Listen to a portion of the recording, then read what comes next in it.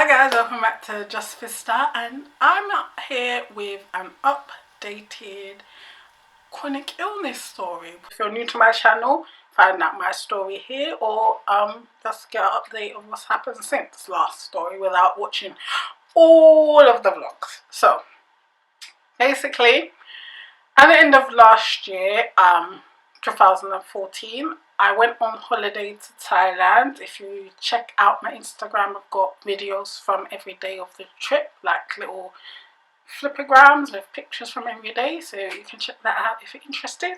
Link down below. So on that trip, it was great, amazing, everything.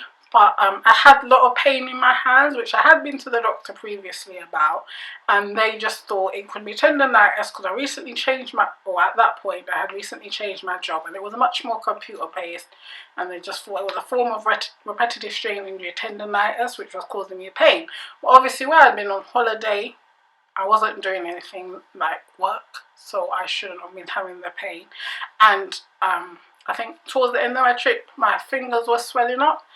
So I went back to the doctor. He referred me to the rheumatologist. I got an appointment like a few months later. I think he referred me in January, and my appointment to see the rheumatologist was in March. So at that point, it was suspected rheumatoid arthritis because of the fingers and the swelling.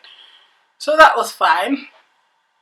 Sent me off for blood tests, etc, etc. I wasn't feeling too well. Like, the pain was really bad at that point. I had weakness in my arms. It was getting worse and worse. Like, I couldn't get dressed, I couldn't do my hair and stuff like that. So then I went and saw the rheumatologist and just like talk through my symptoms, how long they had been going on for, whatever. He diagnosed me with mixed connective tissue disease, and said I needed to go get my retina checked. That would be vlog 2 when I went to the opticians. And then he'll put me on Plaquenil, aka hydroxychloroquine, but I had to get my eyes tested first. So fine, booked the eye test the same week.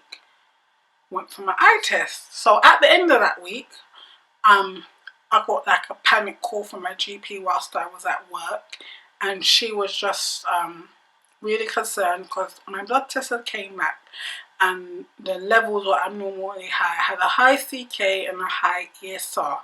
My CK was, I think, in the 6 or 7 thousands, which basically is muscle enzymes leaking in your blood. That was where my which I know now was my immune system attacking my muscles, and the muscle enzymes was leaking, and I had high inflammation, which obviously my joints were swollen and whatever. My ESR was like 38. I think the normal range is like between 1 and 10 or something like that, and my CK should be between 1 and 100, and it was in like 7,000.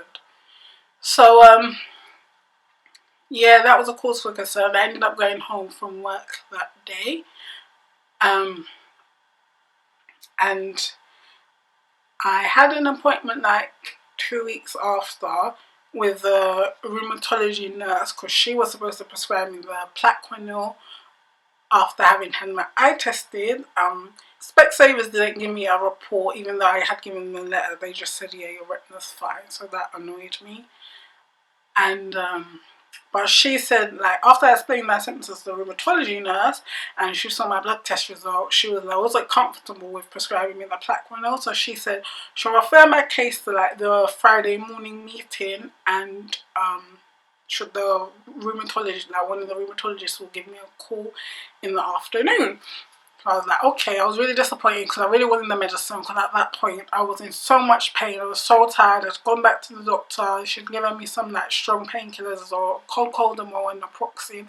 I was taking it like every single day because the pain was just too much, and I just practically couldn't get dressed, couldn't do my hair. Like, my boyfriend was putting my hair in a ponytail for me every day just so I could go to work.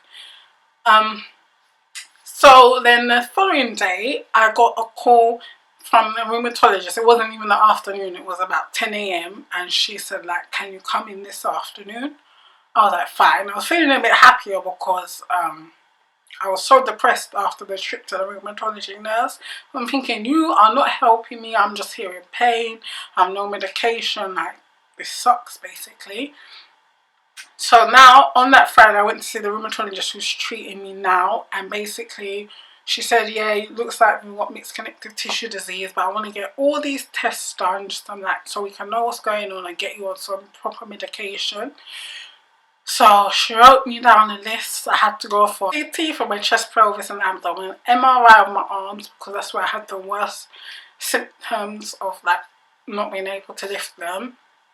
I had to get EMG study where they like poke needles, a little needle in your arm, and electric shock to see how fast the pulses go, like travel through your nerves. Echo, muscle biopsy, scars here, and blood test, and I think that's it. So yeah. And then after that I got signed off work for a month just because my symptoms were so bad. I was so tired, in so much pain, plus I needed to get all these tests done. So luckily for me, thank God for the NHS, these tests got pushed through really quickly. I got all the tests done practically in a month. The only one that I got done, I got them all done in May, like even the day surgery for my muscle biopsy, all done in May. The only last one I got done was the echo, which was a few weeks ago at the beginning of June. Yeah, all that came back fine. The muscle biopsy confirmed my diagnosis of myositis. There's two types, polymyositis and dermatomyositis. Dermatomyositis is normally characterized by a rash, and as well as the muscle weakness, the high CK, etc, etc. But I don't have the rash, but she sent me a copy of my muscle biopsy report, and it did say the muscle biopsy showed symptoms of dermatomyositis and polymyositis, so I just say I have myositis, which just means like muscle weakness.